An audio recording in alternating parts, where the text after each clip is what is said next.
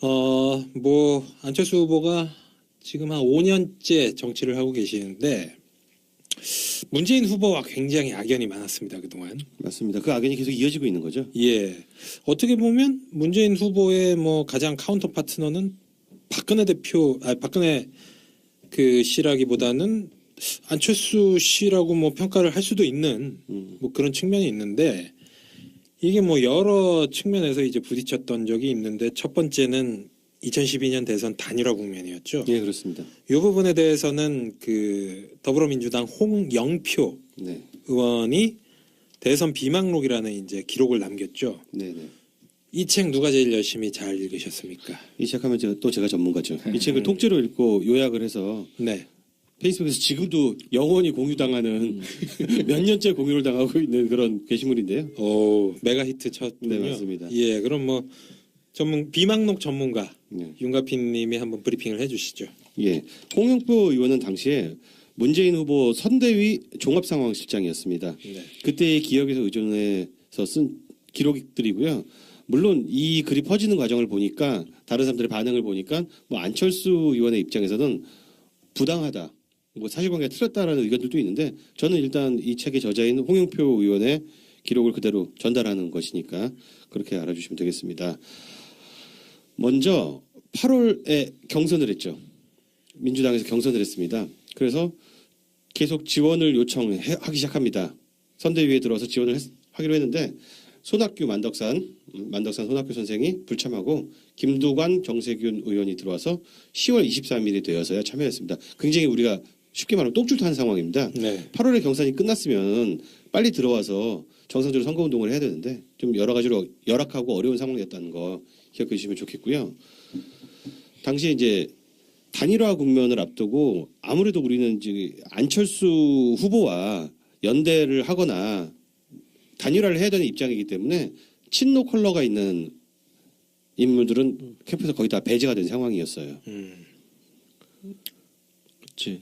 예, 그리고 자진 하차들 다 했죠. 캠프가 구성되고 나니까 지금 적이 두 군데입니다. 사실은 안철수 후보만 이야기하는 것이 아니라 당내에서 상황이 굉장히 어려웠는데 그렇죠. 당시에 거센 반노 분위기, 당의 주류가 아니었던 문재인 후보에 대해서 내부에서도 엄청난 도전이 있었다는 걸 기억해야 됩니다. 그 예를 들면 그런 사태도 있지 않았습니까? 그 민주당 내에서 네네. 뭐 원외 지역위원장이나 네. 이런 사람들이 민주당 후보가 아닌 다른 당 후보, 그러니까 콕 집어서 안철수죠. 네네. 안철수를 지지해도 어떤 징계를 당하지 않도록 뭐 해달라. 이런 요구도 있었어요. 예, 제2의 후단협 사건 비스무리하게 갈 뻔했던 예. 사건이죠. 네, 그리고 캠프가 딱 구성되자마자 제일 먼저 나온 것이 삼철 사퇴 요구입니다. 삼철이면 누구인가요? 이호철, 네. 양정철, 네. 전해철 이렇게 세 명인데요. 하필 이게 철이다. 뭐 이분들이 뭐 이렇게 큰 미움을 산 게 있는지는 잘 모르겠습니다만 어쨌든 간에 이름으로 엮기가 좋죠. 예, 문재인의 수족이고 근데 어이가 없는 게 뭐냐면은 이호철 씨는 당시에 보직이 없었어요. 그러니까 예, 보직이 없었는데 물러나라는데 안 물러나면은 심기를 거스를까봐 보직을 잽싸게 만들어서 물러나게 만들었던 그런 사건도 있었습니다. 네. 이렇게 다 사퇴하다 보니까 그 이해찬 사실 우리 저 선거 전략의 정말 귀지 아니겠습니까? 이해찬 의원이 나중에 이때를 회고하면서 대선에서 한 거라고는 TV 본 것밖에 없다. 이런 말까지 했을 정도입니다. 이해찬 의원이 제일 먼저 캠프에서 물러나게 됐는데 이해찬 의원이 이런 말을 했어요. 김대중 대통령의 유지인 70%를 내주더라도 통합하라. 이걸 내세우면서 현대 정치의 기반은 정당이다. 여기까지는 좋죠. 무소속 대통령은 해외 사례가 없으니 당이 없으면 당을 만들어서라도 민주당과 통합해야 된다라는 말을 안철수 당시 후보에게 묵직하게 날렸는데 네. 꼬투리를 잡았죠. 예, 안철수 캠프가 이걸 폄하와 모욕으로 받아들였다고 해서 물러나게 됩니다. 제일 우리를 괴롭혔던 사건 중에 하나가 새정치 공동선언문을 만들기로 했습니다. 이걸 안 하면은 뭐 서로 연대가 안 된다고 그래서 11월 8일에 그걸 만들었는데 그때 나온 것이 그 유명한 국회의원 수 축소, 중앙당 축소, 정당 보조금 축소 이 3대 축소를 들고 나온 것입니다. 네. 이 다들 새정치가 뭐냐에 대해서 많은 학자들이라든가 지지자들이 굉장히 궁금해했는데 나온 게 바로 이거였어요. 돈을 줄여라. 뭐 앞에서 깠으니까 더 깔 필요는 없을 거라고 보여지고요. 네, 근데 다른 건 모르겠는데 새정치 공동선언문에 국회의원 축소를 넣으면 룸이 없잖아요. 나중에 진짜 축소해야 되는 상황이잖아. 예. 그런 안철수 씨를 참 그 정책 뭐 자문하겠다고 한 최장집 교수가 떴어. 어? 도대체 정치학 어떻게 가르치는 거야, 진짜? 그 2013년 6월 23일자 경향신문에서 제목이 있습니다. 최장집 안철수 현상과 진보적 자유주의 맞닿아 있다. 뭐 이런 기사도 있네요. 진짜 웃기네. 2013년 기사입니다. 그래도 몰랐을 때도 아니고 이걸 다 겪고 난 다음에 아휴, 진짜. 자, 어쨌든 간에 국회의원 축소는 너무 말이 안 되니까 야 이거는 좀 나중에 논의하자. 그리고 좀 이거는 좀 뒤로 미루고 넘어가는데 두 번째 어그로가 들어옵니다. 민주당이 먼저 성의를 보여라. 에? 무슨 성의? 뭐 어떻게 성의를 보여? 기득권을 내려놔라. 무슨 기득권? 어떻게? 이게 진짜 미치고 팔짝 뛰었어요. 기억나시겠지만 예, 예. 도대체 무슨 기득권을 내려놓으라는 거냐 그랬더니 국민들이 기대하고 있는 바로 그거 라고 말을 합니다. 이 짓을 하면서 3일을 흘려보낸 거예요. 선거운동 빨리 해야 되는데 박근혜는 전국을 뛰어다니고 있는데 그래서 나중에 아무리 봐도 이거 같다라고 생각해서 이해찬 박지원 사퇴를 말하는 것이냐? 그랬더니 우리 입으로 어떻게 그렇게 말하냐? 근데 이 사건이 골 때리는 게 여기까지 봐도 충분히 빡치시잖아요. 네. 나중에 물어보니까 안철수가 펄쩍 뛰면서 아니다. 내가 어떻게 그런 말을 하냐. 상식적으로 남의 선거 캠페인에 사람 내려오라고 말하냐고 해서 이렇게 얘기를 해요. 저 솔직히 진짜 그때 그거 뭐 그 말씀하신 것처럼 요구를 할 때만 해도 네. 그러려니 했어요. 근데 그렇게 이해찬 대표가 날아간 거 아닙니까? 네네. 죽이고 싶었습니다 정말. 정말 얘기할 때 괴로웠죠. 정말 저도 그냥 여태까지 정말 죽이고 싶더라고. 정독으로 살면서 제일 분노한 날이 그날이었어요. 네. 뭐 근데 지금 이거 하고 빡칠 시간이 없어요. 엄청나게 많이 남았습니다. 일일이 빡치지 마세요. 아, 슬슬 생각나면서 슬슬 빡치기 시작하네. 자, 그리고 새정치 선언 합의문이 아직도 안 끝났습니다. 아직까지도. 네. 자, 근데 여기서 절대 우리로서는 받아들일 수 없는 조항을 넣자고 해요. 민주통합당은 국민의 신뢰를 얻지 못한 측면이 있다라는 조항을 넣기를 원합니다. 에이, 이거 어떻게 넣어요? 그거 굴욕이잖아. 굴욕을 떠나서 네. 그 뭐야? 아니 무슨 저기 선언에 그런 걸 아니 그때 특정 시점으로 정당 이름을 넣어서 말이지. 민주통합당이요 창당한 지 10개월 된 시점이었어요. 그러니까 뭔 국민의 신뢰를 얻지 못해. 이게 이명박 정권 치하란 말입니다. 이게 지금 현재. 총선에서 그때 당시 130석 얻었던 그 시점이었고 그래가지고 네. 민주당은 새 정치를 만들어야 되는데 국민통합당이 잘못했기 때문에 새 정치를 하자라고 도저히 할 수가 없으니까 기성정당은이라는 문구를 넣자고 이렇게 대체하자고 하고요. 여기서 또 3일을 낭비합니다. 대선이 지금 한 달 남은 상황에서 그렇죠. 그다음에 이제 단일화 과정에서 이제 상견례를 했습니다. 이런 뭐 대충 넘어가고요. 근데 아니죠 안철수 캠프에서 윤건영이 나왔네. 윤건영 친노 아니야? 그래서 제 협상단에서 제 빼줘. 그래서 빠졌습니다. 시간 없으니까 할 수 없죠. 그때 백원우 의원이 또 페이스북에다가 안철수 쪽 협상단의 이태규가 한나라당을 만든 사람이다 이런 표현을 썼습니다. 맞잖아. 네. 그래서 백원우 잘렸습니다. 시간이 없어. 빨리 자르고 가야 돼 우리는 또. 네. 요때 잠깐 네. 그 백오늘가 여기 페이스북에다 이런 걸 올렸는데 네. 여기다가 김현 의원이 좋아요를 눌렀다고 해가지고 김현우 의원. 그래서 김현도 잘렸어요. 그렇죠, 맞아. 좋아요 한번 좋아요 사건이. 좋아요 누른 죄로. 네. 아니 뭐 그런 걸로 잘리면 뭐 이재명 후보는 뭐 후보 사퇴해야 돼? 해킹했잖아. 해킹 당했다고 하잖아. 해킹 당했구나. 네. 그래서 어떻게 김현은 자기 손으로 눌렀고 또 이재명이 11월 해킹 14일에 협상이 중단되는 사태가 벌어지고요. 그 이유는 민주당이 조직적으로 경선 투표 동료 문자를 발송했다는 이야기입니다. 그 사실 무근이라고 밝혔지만 소용이 없습니다. 빨리 뭐 협상 중단됐으니까 또 계속 빌어야죠. 아까 이제 반장님이 말한 사건이 일어납니다. 11월 16일입니다. 민주당 전직 의원 67명, 전직 의원이 뭐라고 여기 나서가지고 당원이 안철수 지지를 허용하자고 성명을 발표합니다. 아니 이게 탈당하고 하든가. 이게 후단협하고 이게 똑같은 제2의 거야. 후단협 사태죠. 네. 어쨌든 간에 뭐 이해찬, 박지원, 김한길 등 김한길 나중에 뭐 거기 붙었지만 박지원도 뭐 민주당 지도부가 그냥 전원 사퇴해버립니다. 그리고 그때 나왔던 19일에 공론 조사 방식으로 단일화를 하자. 이게 또 코미디였죠. 민주당 대의원과 안철수 펀드 후원자를 각각 14,000명 추출하여 조사하자. 뭐 이건 너무 많은 방송에서 깠기 때문에 대충 넘어가도록 하겠습니다. 딱 한마디만 평론해 주시죠. 이때 안철수가 이거에 대한 부당성을 자기가 스스로 알고 이걸 접은 게 아니에요. 저부터 만 원 냈거든요 안철수 펀드. 역선택 들어가려고. 아 그럼요. 갑자기 그 전체 민주당 지지자들이 엄청나게 안철수 펀드로 몰려 들어간 거예요. 그거 보고 엎었어요. 네네. 그때 나도 돈 10,000원 냈다니까 안철수 펀드에 저기 투표하려고. 혹시 저기 그 뽑힐까봐 그럼요. 정말 눈물겹다 눈물겨워 진짜. 그날 갑자기 엄청나게 몰려가지고 그래서 그날 접은 거예요. 또 이제 그렇게 해도 질 것 같아서. 그러니까요. 또 이제 고통스러운 또 기억을 또 하나 살려보겠습니다. 네. 얘들이 이렇게 안철수 캠프 쪽에서 계속해서 강변을 하고 말도 안 되는 조항을 내세우니까 네. 송호창이 변명을 하는데 음. 민주당이 안철수 쪽에 룰을 위헌으로 했는데 왜 말을 바꾸냐. 저건 개소리야 그게. 네. 그러니까 홍영표가 이 말문이 사실 막혔어 민주당 쪽에서. 네. 그게 너무 대인배 코스 이 문재인 후보의 약간 단점인데 너무 대인배 코스프레를 해. 협상을 할 때 하고 나중에 통크게 양보를 하자니까 룰을 위헌해버린 것도 사실이거든요. 그래서 모두가 말문이 막히니까 홍영표가 어른답게 딱 나서 이렇게 말합니다. 룰을 위임한다는 것은 당신들이 위임한 게임을 한다는 뜻이지 니는 11명 뛰고 우리는 5명 뛰는 그런 게임이 아니다. 라고 말을 합니다. 그래서 이게 꽤 설득력이 있었던 것이고요. 그리고 각각의 단일화를 이제 제시를 하게 되는데 민주당은 누가 단일화 후보로 적합하냐. 안철수는 문대 박근혜와 안대 박근혜 중 누가 유리하냐. 아까 앞에 방송에서 깠던 그 부분입니다. 배신자 게임. 네, 배신자 게임을 요구했죠.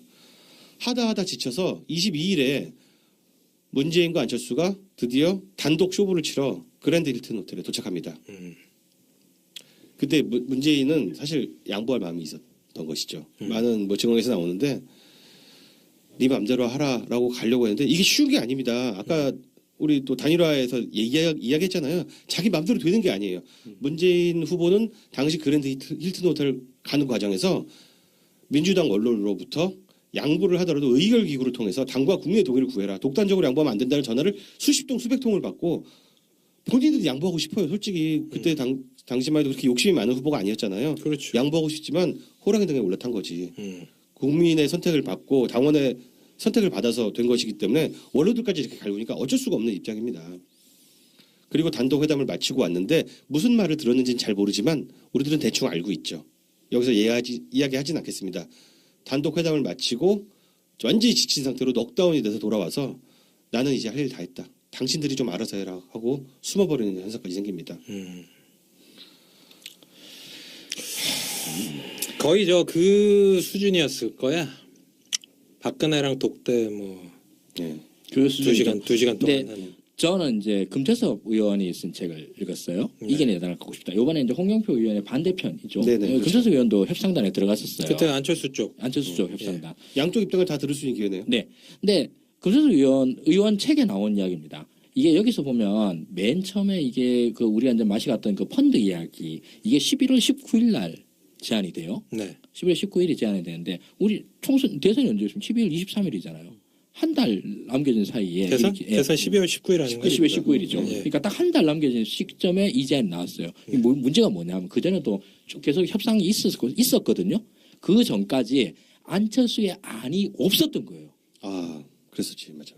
안철수의 안이 없던 거야. 민주당이 대놓으면 이거 안 된다. 저거 안 된다. 이거 안 된다. 저거 안 된다. 그래서 민주당 쪽 협상단에서 너가 안이 뭐냐니까 이라고 계속 묻는데 근데 금태섭 의원 자기도 뭐라고 얘기를 하고 싶었대. 근데 위에서 뭐다라고 얘기를 하는 게 단 한마디도 없었다는 거예요. 그 자기도 미쳐버리겠다는 거야.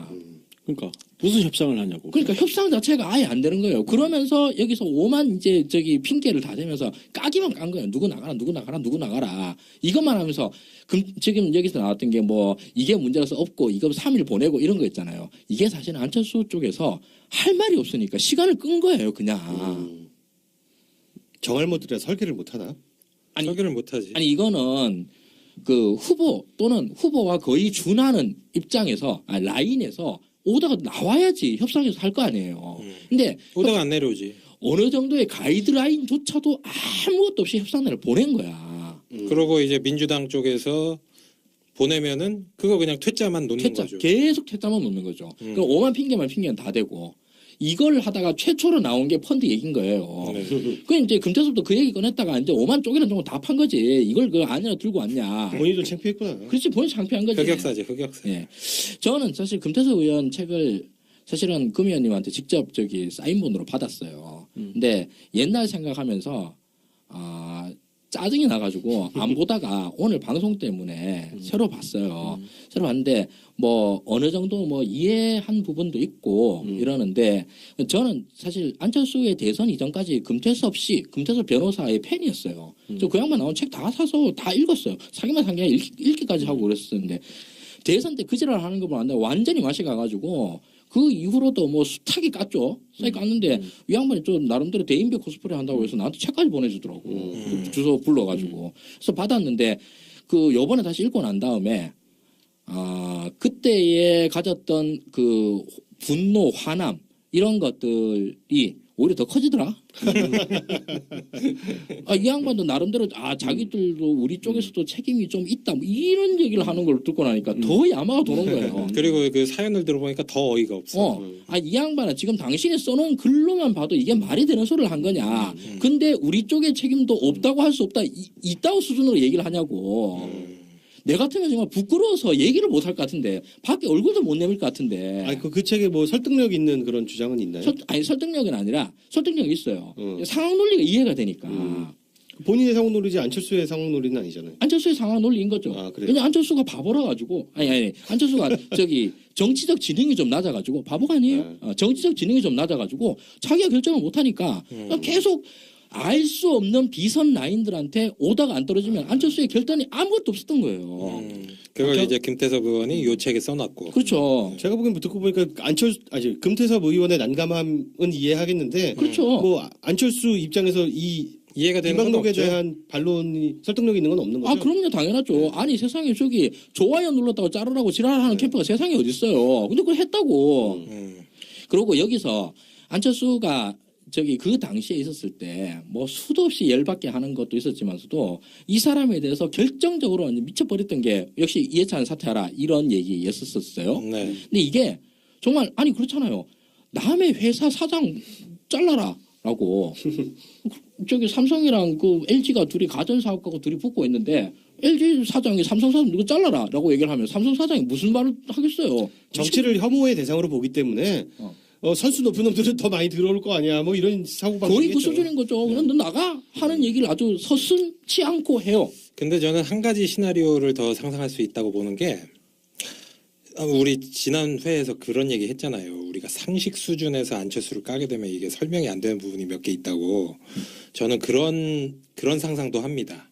안철수가 당시에 그 뒤에 펄쩍 뛰었을 때 이게 진짜일 수도 있다. 그렇다면 안철수가 당시 진짜로 원했던 건 뭐냐? 왜 니네 알잖아 이 얘기 했던 게 뭐냐? 문재인의 후보 사퇴 아닐까? 나도 그렇게 생각해.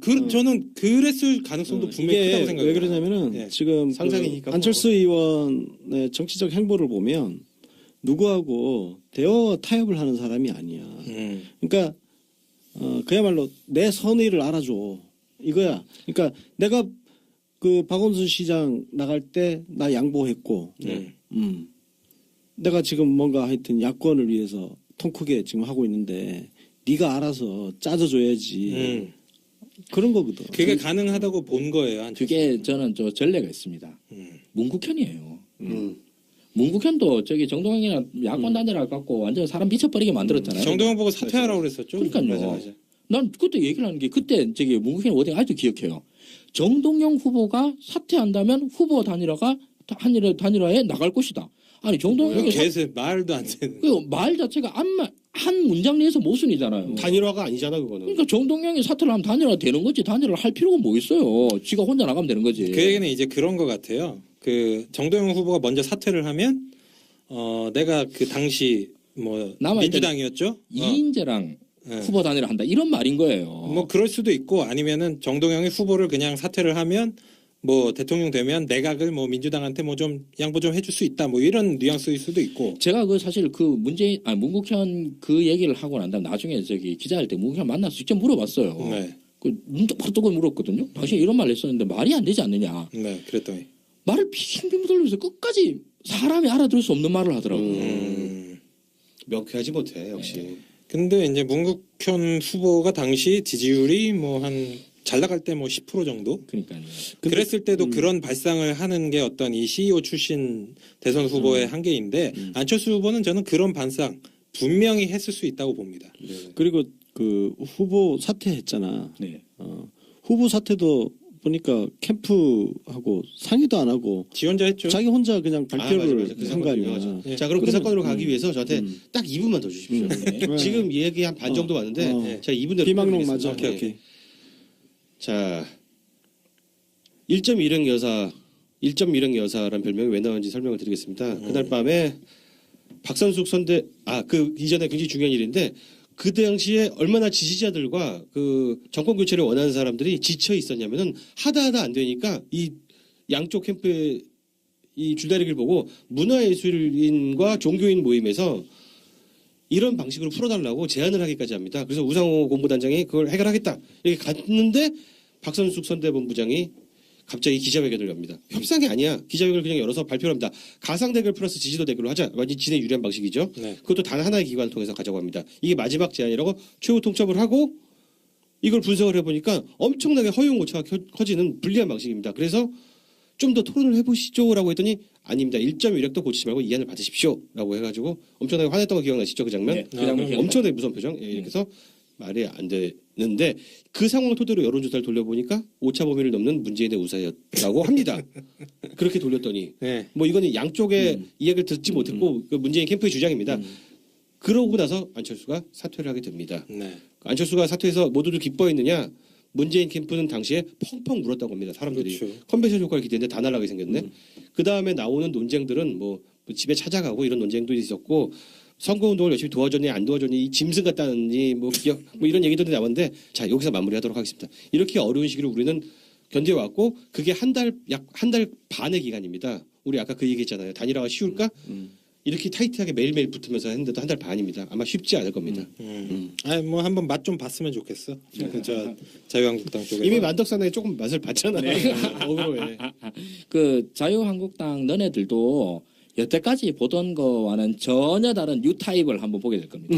예, 안철수도 또 뉴타입의 네, 안철수도 뉴 타입이지. 만나게 될 것이고. 그렇지. 근데 정당 정치 측면에서 보면 뭐 쟤네들이 진짜 악행도 많지만 정당 정치라는 측면에서는 자유한국당하고 바른정당은 정당인 거예요. 그렇죠. 정당 정치를 하는 정당이야. 우리랑 생각이 다를 뿐이고 악행을 많이 쌓아서 최소한의 절차는 지키려고 하죠. 그럼 정당 이번 대선에서. 정치를 하고 있다고. 개인적으로 지금 현재 정당 중에서 가장 비민주적이고 정당의 구조를 갖추지 못한 당이 있다면 바로 그게 국민의당입니다.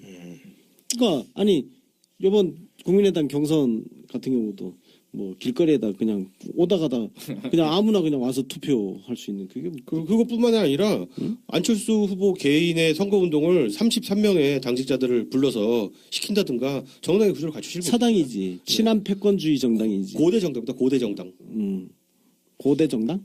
그럼 오래된 정당. 아, 오래된 현대 정당? 정당에서 볼 수 없는 구조를 가지고 있다. 고려대 정당인 줄 알았어. 봉건 정당이 봉건 정당.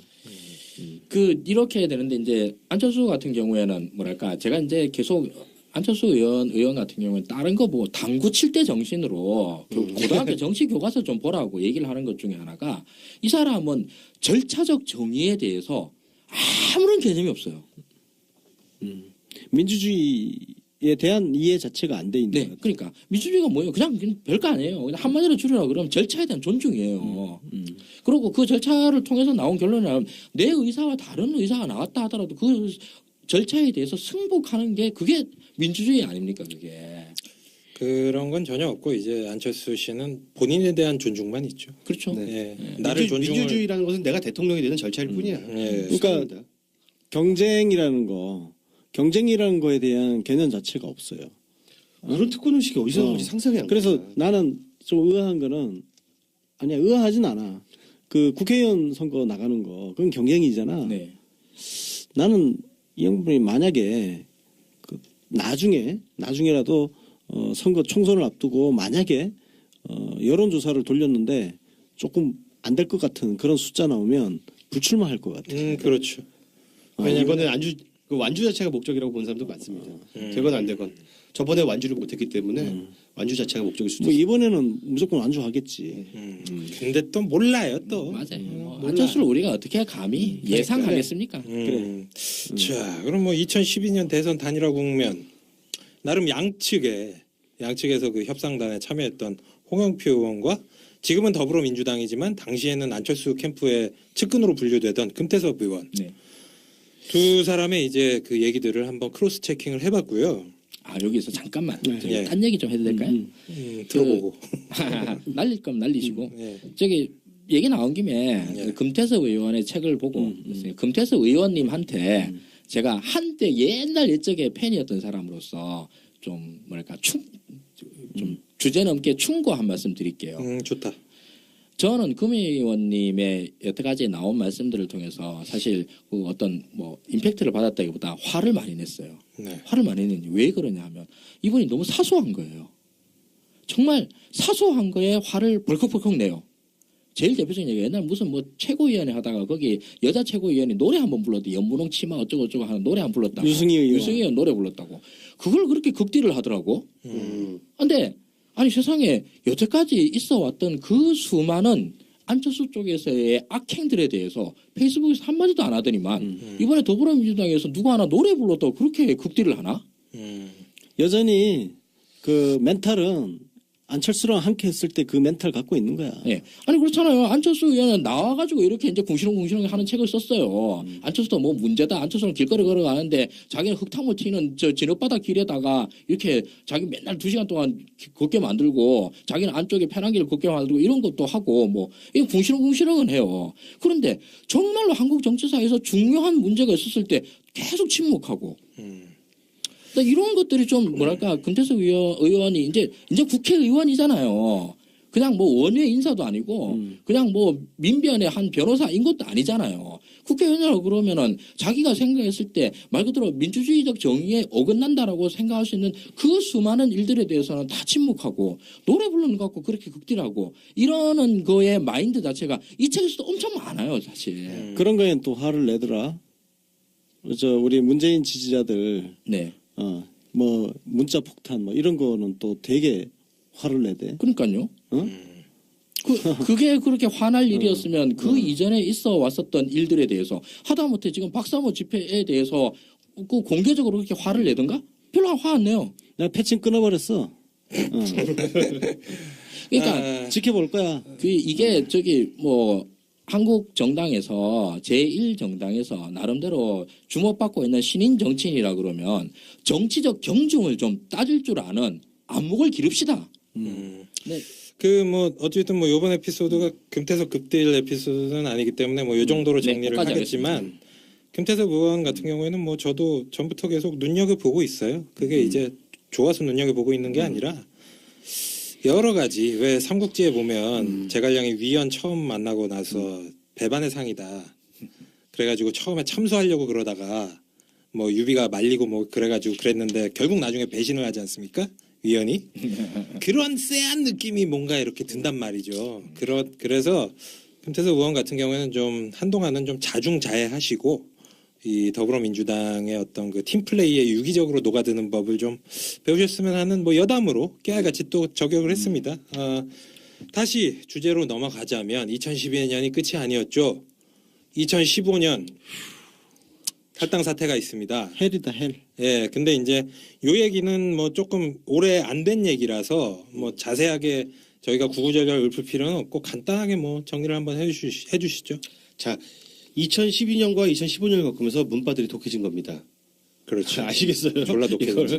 문바들이 독해진 이유는 여기 있습니다. 정말 독할 수밖에 없고 정신을 차릴 수가 없을 정도로 고통을 많이 받았기 때문에 독해진 건데 이 2015년에 있었던 일을 제가 30초대로 요약해 보겠습니다. 네. 사태의 발단은 문재인 당대표 시절에 보선 실패에서 나옵니다. 그렇죠? 그걸 핑계로 문재인 흔들기가 시작을 되는데요. 정말 잔인할 정도였죠. 문재인이 혁신안을 내놨습니다. 왜? 안철수가 계속 혁신안을 내놓으라고 해서. 근데 읽어보지도 않고 무조건 부정했습니다. 그 똑같은 짓 하는 거죠. 자, 그리고 김상곤이 그래서 혁신안을 내놨습니다. 역시 부정당합니다. 김상곤 혁신안 진짜 세거든요. 네. 그리고 김상곤 혁신안대로 지금 우리가 당의 시스템을 만들어서 이대로 가는 것입니다. 그러면서 안철수 혁신안을 제시를 합니다. 계속해서 쏙쏙이다가 안철수 혁신안 내용, 문재인 혁신안 내용, 김상곤 혁신안 내용 다 대동소이합니다. 네. 그런데 안철수 혁신안에 빠진 내용이 하나 있죠. 시스템 공천. 공천에 대한 조항만 빠져 있는 겁니다. 다 당 조차는 일반적인 이야기예요. 네.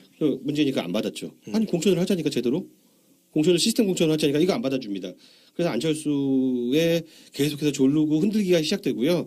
그래서 문한방 연대를 또 외부 언론들과 여러 사람들이 제안해서 문한방 연대하자. 당권을 그럼 세 명에 나눠 갖자. 근데 문재인이 그 자리를 탐내는 게 아니라 계속해서 고집한 게 그 시스템 공천 하나 지키려고 한 것인데 역시 거부당하고 나가게 되죠. 그래서 마지막에 나갈 때 그 김상곤 혁신안도 받아들이고 안철수 혁신안도 받아들여서 당원 당규에 아예 넣어버립니다. 네. 그래도 나가버렸죠. 뭐 안철수도 여기서 할 말이 있을 거예요. 나도 그 당대표 시절에 그 보선 실패했을 때 그만두지 않았느냐. 안철수는 이런 논리가 최소한의 논리가 있고 2010년에 자기가 그 대권을 주려고 하는 거는 내가 서울시장 양보하지 않았느냐. 이게 소위로 대의를 바꾸려고 하는 그런 특성이 있습니다. 근데 여기서 이 부분에서 이제 그 아들 할 또 말 추가를 해야 되는 부분이 너무 많죠. 안철수 씨는 당시에 이제 뭐 혁신안만 내놓은 게 아니라 안철수의 주장의 핵심은 혁신 전대였고 혁신 전당대회를 하자는 거였고 이게 대선 때랑 똑같이 연결되는 거예요. 네. 문재인 일단 사퇴하고 하자. 네. 문국현이 정동영 일단 사퇴하면 단일화 논의 가능하다 이것처럼 네. 너 일단 사퇴하고 얘기를 해. 사퇴 안 하면 얘기가 안 돼.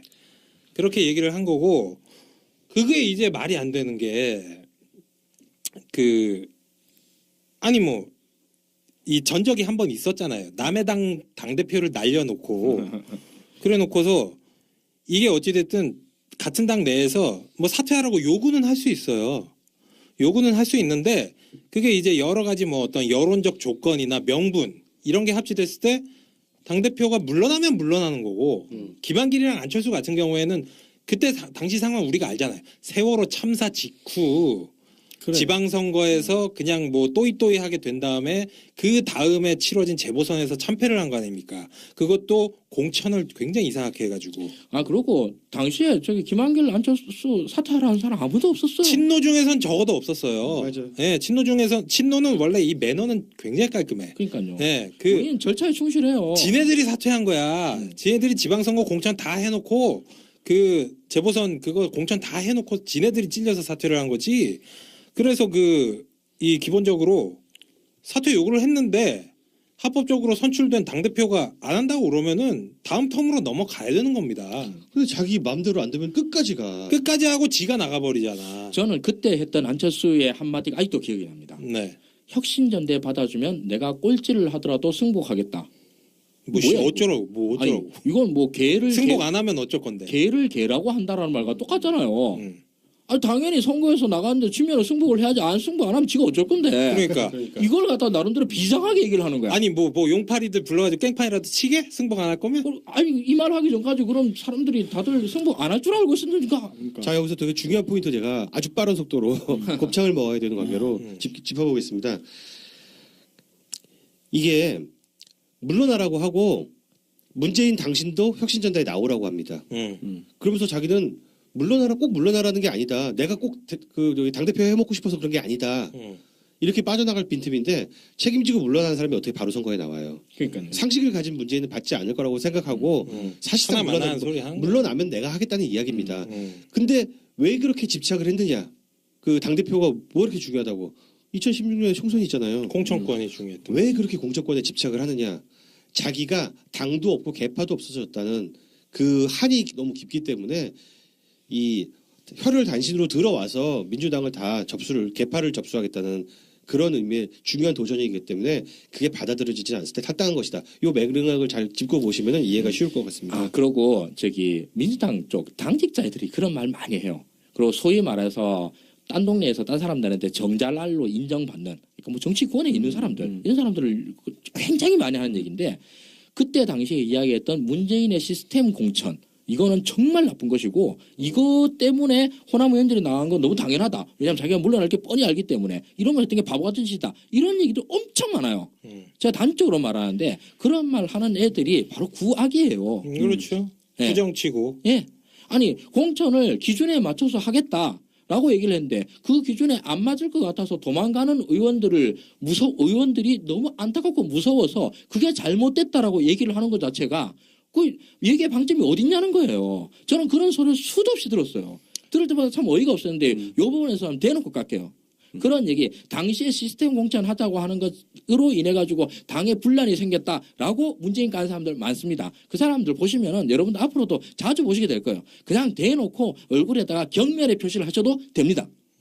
그러니까 그 사람들은 아니 그러면 뭐 정치를 그냥 여의도에 있는 사람들이 적당히 그냥 알아서 개파 안배해가지고 야, 자 안철수가 뭐 내 몫으로 내가 요만큼 공천권 행사할게. 아니 그 실제로 그 재보궐 선거할 때 그렇게 공천한 거 아니야. 그렇죠. 권은희 예. 그때 뭐 기동민 광주 내려갔던 거 바꿔치기 하고 서울로 막 지었고. 다시 끌어올려가지고 동작에다가 내보내고. 그거 다 졌죠, 그러고. 아니 공천을 그런 식으로 하는데 어느 국민이 그걸 찍어주나. 그때 재보궐선거 그렇게 당연히 질 수밖에 없었지. 참. 그때 순천도 이정현한테 뺏기고 그 사달이 난 거 아니에요.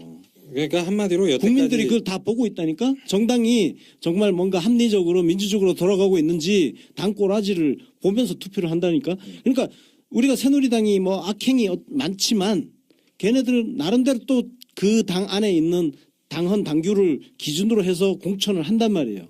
근데 얘네들 이항구가 그때 저 2016년 총선 때 완전히 그냥 사심 있는 공천을 했다가 박살이 난 거 아니에요. 네. 그러니까 아니 그런 공천을 하자는 거야? 그래서 그거 반발해서 나간 사람들이 잘한 거야? 그렇게 해서 나간 책임을 왜 문재인한테 묻냐고. 지금도 지난 총선 때 뭐 호남 발언 그 있잖아요. 문재인 호남에서 지지 못하면 물러나겠다. 네. 그렇게 해놓고 호남에서 김종인이 무슨 짓을 했습니까? 강기정을 자르고 거기다 수능 만점 3벌배를 넣었잖아요. 아니 그걸 보고 난 다음에 민주당한테 표를 달라고 얘기를 하는 게 얼마나 어이가 없습니까? 솔직히 말해서. 참. 그렇게 당을 갖다 엉망처럼 만들어 놓고 호남 정치를 갖다가 박살을 내려놓고 난 다음에 끝나고 난 다음에 왜 문재인 책임 안 지냐고 이지랄을 하고 앉았으니. 그래 뭐 국당은 뭐 그럴 수 있어요. 국당은 뭐 그 당사자니까 뭐 매일마다 문모닝 뭐 그렇게 할 수도 있는데 저는 더불어민주당 안에서 그 국민의당 애들이 탈당을 한 책임을 문재인 대표한테 돌리는 그런 놈들은 그냥 아가리를 찢어버려야 된다고 생각해. 더불어민주당에 있으면 안 되는 것들이에요. 그것들은. 동의합니다. 예. 그럼 나가줘서 얼마나 좋습니까 요즘. 뭐 얘기를 하다 보니까 또 이게 녹음실이 굉장히 그러니까 더워졌는데. 아니 그래서 더불어민주당이 지금 그래도 국민들이 보기에 뭔가 질서 있는 정당, 좀 그 규칙도 지키고 그런 정당으로 지금 바꿔 나가고 있는 거야. 물론 정당 민주주의를 향한 과정에 있어요. 완벽한 정당이 아니야. 네. 하루아침에 완벽한 정당이 만들어질 수가 있나? 우리가 중요한 거는 참여해서 지금 만들어가는 거잖아요. 그걸 지금 만들어 가고 있는 과정에 있어. 그러니까 지금 더불어민주당 그걸 가지고 정당 민주주의가 아직 부족하니 어쩌니 그 비판을 하는데 오케이 말 맞아 맞는데 그거는 과정을 보고 이야기를 하자 이거예요. 지금 우리가 계속 지켜보면서 지금보다 더 나아지는 게 중요한 거거든. 그러니까요. 자, 뭐 어찌됐든 뭐 저희가 뭐 안철수 이번 에피소드 다루고 끝낼 건 전혀 아니지 않겠습니까? 끝까지 갑니다. 예, 끝까지 가니까 뭐 일단 뭐 요 정도로 정리를 하고 그럼 마지막으로 뭐 이렇게 분석을 해놓고 보니까 새삼 참 정치를 하면 안 되는 사람이네요. 네, 그게 오늘 얘기 핵심이죠. 예. 뭐 새정치 지 혼자 뭐 새정치 다 하는 것처럼 다 팔아먹고 나서 구린짓 구정치는 다 지가 다 해놓고서 구정치의 아이콘들 다 모아가지고 지역 감정 부추겨가지고 당 만들어 놓고서 뭐 삼김 자기가 삼김급이라고 뭐 햇소리 찍찍하고 다니는데 앞으로 뭐 이런 안철수가 뭐 어떻게 될까요? 뭐 대통령 될까요? 아니 진짜 대화와 타협, 민주주의에서 제일 중요한 게 대화와 타협 아니에요. 안희정 지사가 대연정을 내놓았던 이유도 그 대화 타협이라는 문제 때문에 나는 그 선의를 이해를 한단 말이야. 하여튼 그런데 지금 안철수가 보여주고 있는 리더십은 대화 타협이 없는 정치야. 그렇죠. 대화 타협 없이 대통령 하겠다고? 그럼 동원할 수 있는 수단이 도대체 뭐가 있지? 땡깡이 있습니다. 땡깡. 자기 마음대로 그냥 징징거리고 막 해달라고 그냥 안 하면 엎어버리고 그거밖에 더 있냐고. 그리고 왜 그렇게 거짓말을 해요? 사과도 안 해. 아니 거짓말을 하고 난 다음에 들통났으면 미안한 구석이라도 했을 거 아니야. 그러니까. 박경철 캠프에 참여한 적 없다고 그렇게 난 수십 번을 얘기를 하긴 난 믿었다고. 저도 박경철 책 좋아했어요. 근데 뭐 어디 비선 캠프라고 해가지고 맨날 박영철이 얘기하고 금태섭 의원 책에 나오더만. 나와요? 예. 아니 그 금태섭 의원이 이제 핵심적으로 폭로한 내용입니다. 그럼 뭐 비선 실세. 그 안철수의 최순실은 박경철 의사야? 그렇죠. 뭐 지금은 뭐 또 어떻게 바뀌었는지 모르겠지만 그때 당시에는 그랬다. 자, 어쨌든 간에 정치인 안철수의 미래. 예. 저는 이렇게 얘기할 수 있는데 이번 대선은 집니다 물론. 지느냐 이기느냐 문제가 아니라 지고 나서 어떻게 될 것이냐인데 네. 어차피 이거는 계약 동거에 불과했다. 호남과 워낙 그 반문 비토 정서가 있기 때문에 네. 어차피 불안한 계약 동거였고 호남은 승리하지 못할 후보 필요 없습니다. 그렇죠. 외부에서 온 계약직 사장일 뿐이에요, 사실은. 엎둥이야 이분은 엎둥이. 또 이번에 위험하게 또 연대라든가 단일화를 추진하다가는 그 최소한의 남은 정치적 자산마저도 사라질 거라 생각하고 아마 안철수의 미래는 손학규다. 정치에 쉽게 미련을 버리지 못하고 여기저기 기회를 모색하면서 돌아다니지 않을까. 저는 뭐 그렇게 전망합니다. 자 그러면은 저 포문을 잘 여셨으니까 돌아가면서 안철수의 미래는 누구누구다. 뭐 정치인들 뭐 많잖아요. 링컨이다. 네. 그런 말도 해줘야지. 예, 뭐 그렇게 한 번씩 돌아가면서 얘기하고 정리를 하도록 하겠습니다. 어느 분이 먼저 하실래요? 안철수의 근데 미래는 앞에 누구다? 손학규 딱 해버리니까 예. 나는 정치인이 아니라 그 지금은 이제 그런 모습을 이제 보기 힘들어지겠지만 고시촌에 만년 고시생 끝까지 합격에 대한 미래를 못 버리고 고시촌을 떠나지 못하고 막 10년, 20년 붙잡고 있는 정치는 마약이야. 제가 딱 그거 될 뻔했죠. 잘 빠져나오셨어요.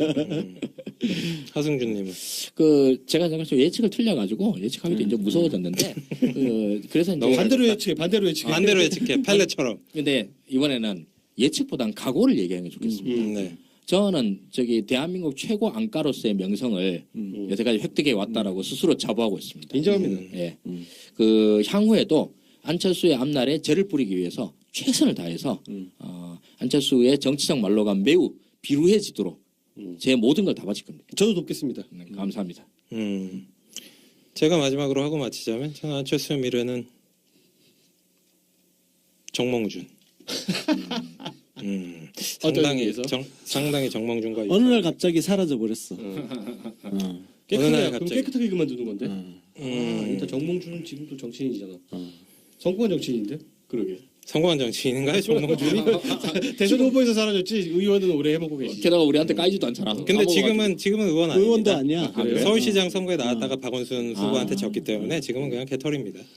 난 손학규도 그 부자가 개털을 오래도록 미련을 못 버리고. 정치적으로 개털이죠. 정치적으로 개털됐죠. 뭐 안철수도 돈은 많아요.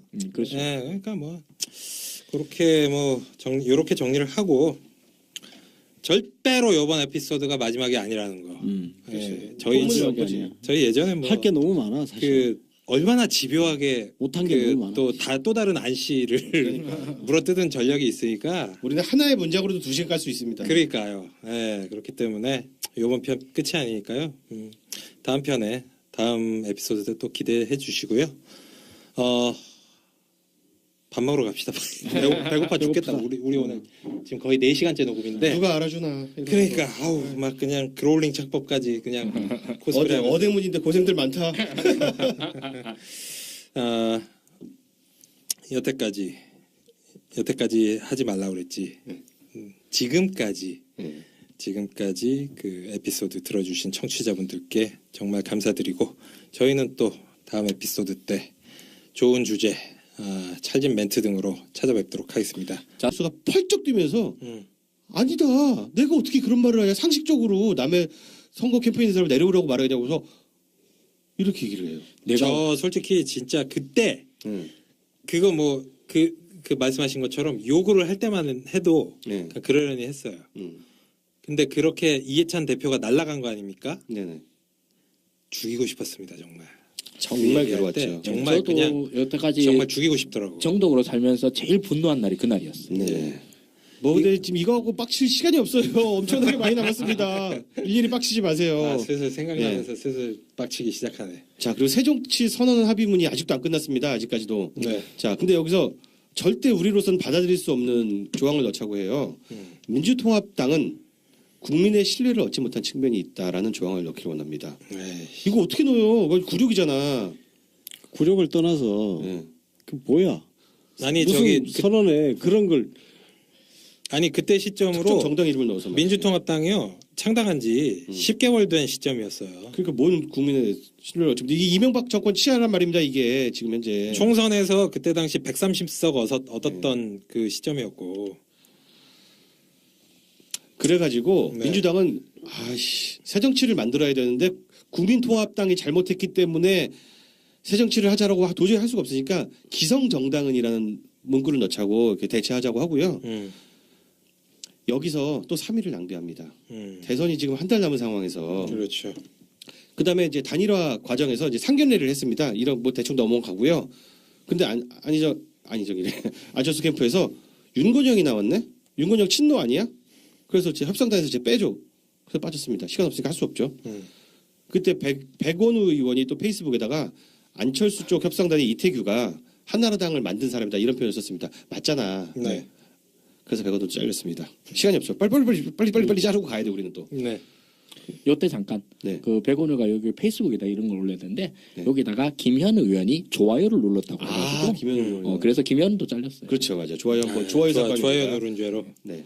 아니 뭐 그런 걸로 잘리면 뭐 이재명 후보는 뭐 후보 사퇴해야 돼? 해킹했잖아. 해킹 당했다고 하잖아. 해킹 당했구나. 네. 그래서 똑같이 어떻게 해. 김현은 자기 손으로 눌렀고 또 이재명이 11월 해킹 당했고. 14일에 협상이 중단되는 사태가 벌어지고요. 그 이유는 민주당이 조직적으로 경선 투표 동료 문자를 발송했다는 이야기입니다.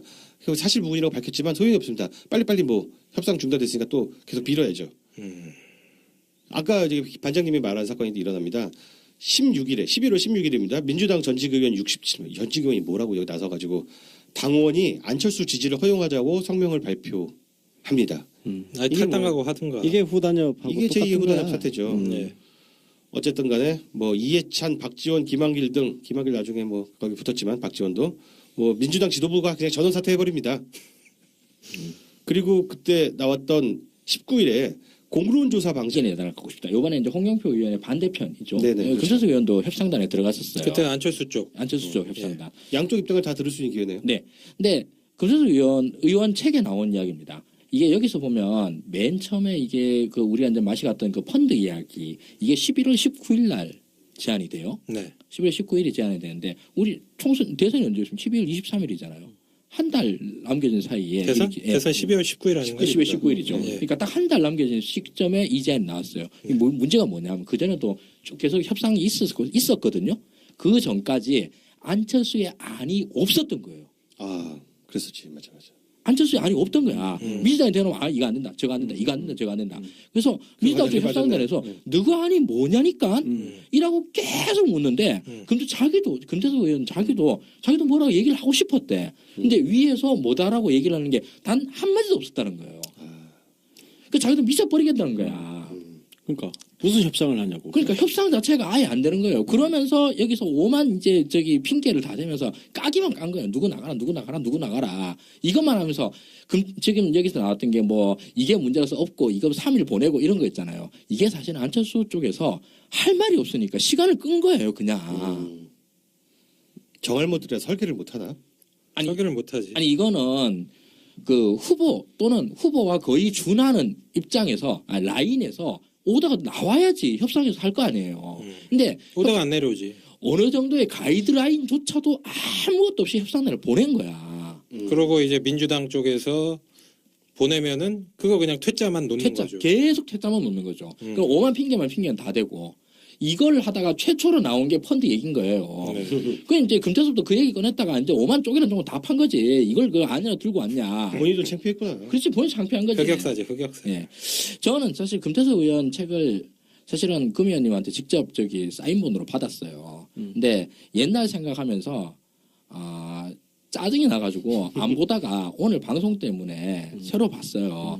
새로 봤는데 뭐 어느 정도 뭐 이해한 부분도 있고 이러는데 저는 사실 안철수의 대선 이전까지 금태섭 변호사의 팬이었어요. 저 그 양반 나온 책 다 사서 다 읽었어요. 사기만 산 게 아니라 읽기까지 하고 그랬었는데 대선 때 그 지랄 하는 거 보는데 완전히 맛이 가가지고 그 이후로도 뭐 숱하게 깠죠. 싹 깠는데 이 양반이 좀 나름대로 대인배 코스프레 한다고 해서 나한테 책까지 보내주더라고.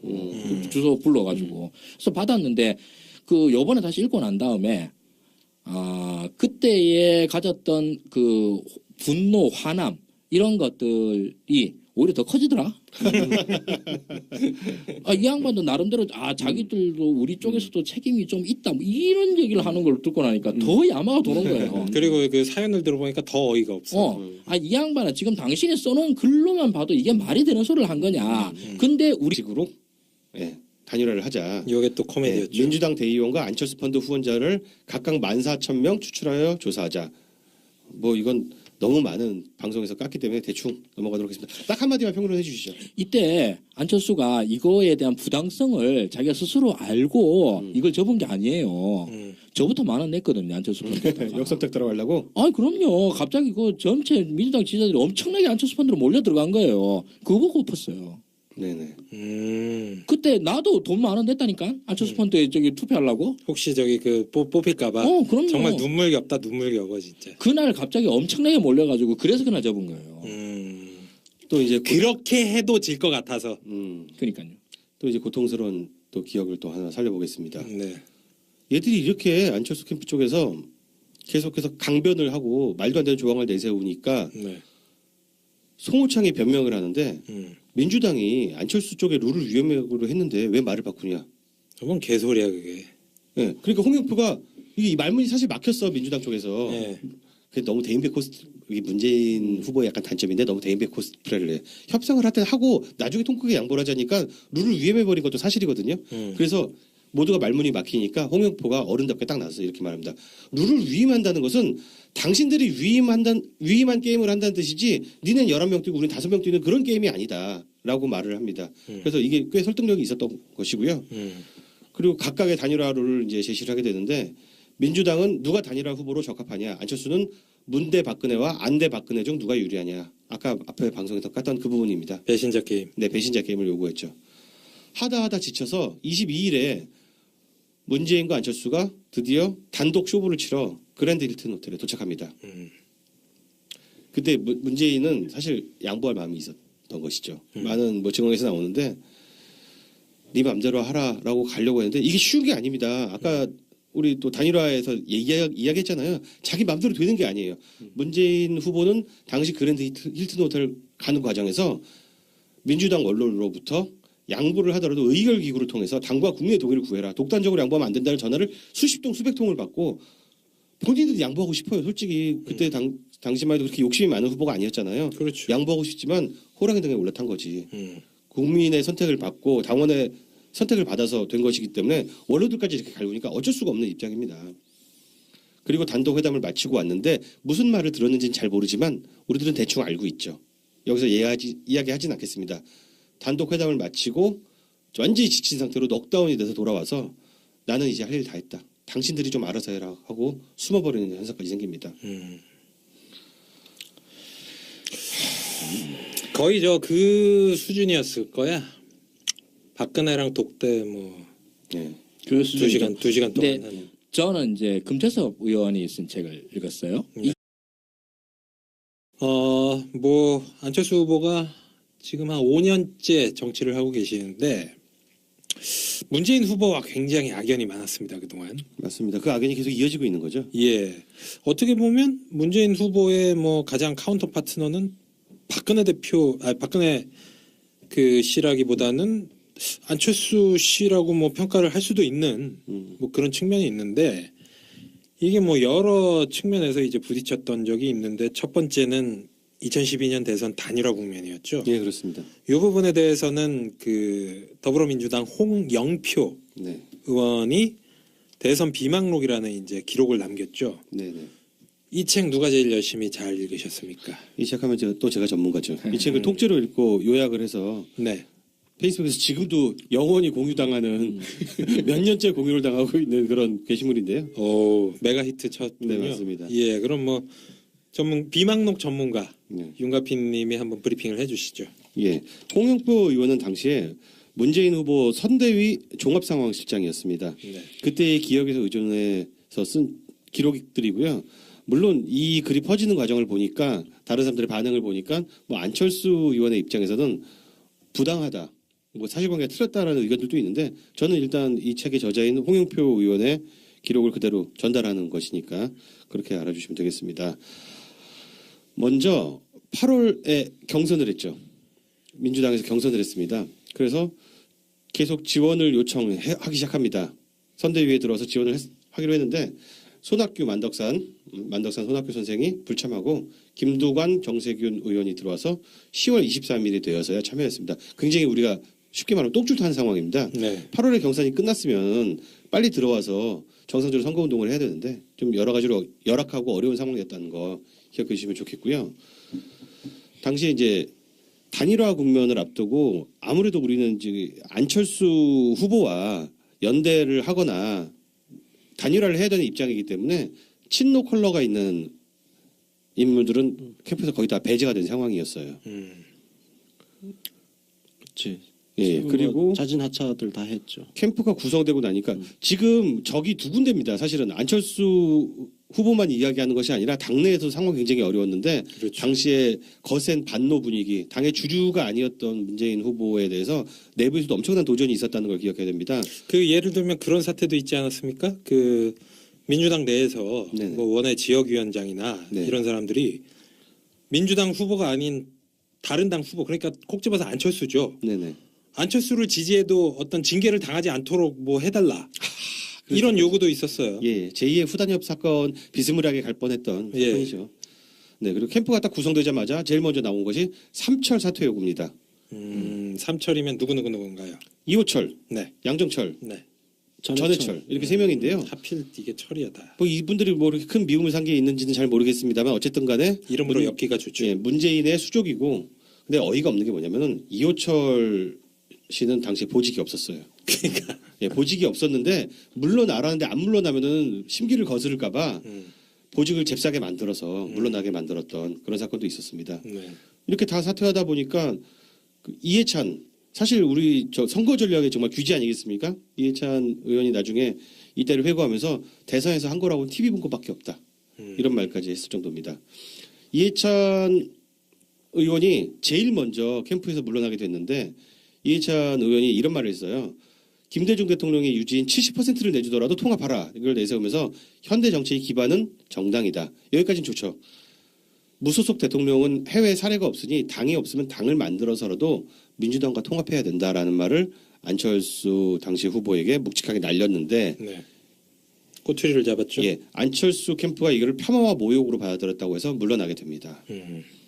제일 우리를 괴롭혔던 사건 중에 하나가 새정치 공동선언문을 만들기로 했습니다. 이걸 안 하면은 뭐 서로 연대가 안 된다고 그래서 11월 8일에 그걸 만들었는데 그때 나온 것이 그 유명한 국회의원 수 축소, 중앙당 축소, 정당 보조금 축소 이 3대 축소를 들고 나온 것입니다.